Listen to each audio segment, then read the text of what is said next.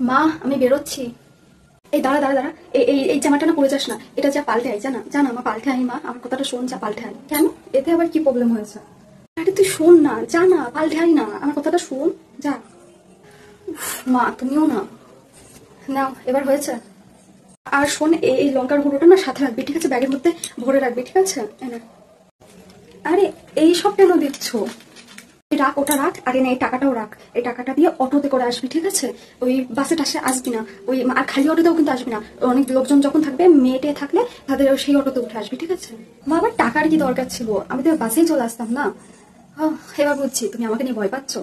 মা তোমার কি সত্যি মনে হয় এই লঙ্কার গুঁড়ো রেখে বাসে না এসে আমি যদি অটোতে আসি তাহলে কি আমি সেফ? হ্যাঁ, তুমি কি এটা ভাবছো যে এই লঙ্কার গুঁড়ো আমাকে বাঁচিয়ে নেবে, আর বাসে না আসলে অটোয় আসলে আমি বেঁচে যাবো? শোন, অত শত আমি বুঝি না, আমি শুধু এটুকু বুঝি যে যেন তুই ভালোভাবে বাড়ি ফিরতে পারিস। আমার সত্যি বুকটা ফেটে যায় তুই যখন বাইরে থাকিস, আমি ভাবি যে এই বুঝি তোর সাথে কিছু হলো। তুই কিন্তু বাড়ির সামনে এসে আমাকে ফোন করবি, আর পৌঁছেও একটা ফোন করে দিস মা, আমার খুব চিন্তা হয়।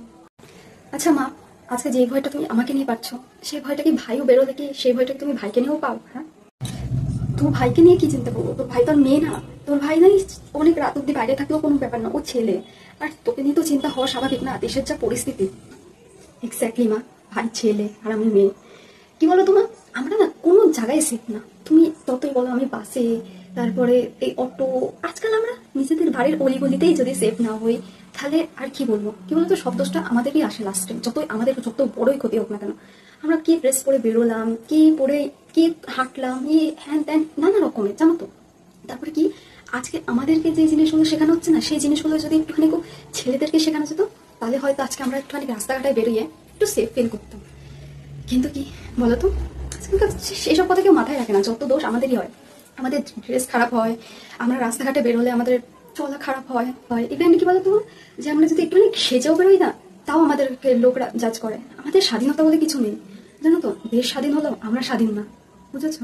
আজকালকে যদি এই কথাগুলো যদি আজকে ছেলেদেরকে বোঝানো যেত, হয়তো আমরা একটু সেফ ফিল করতাম।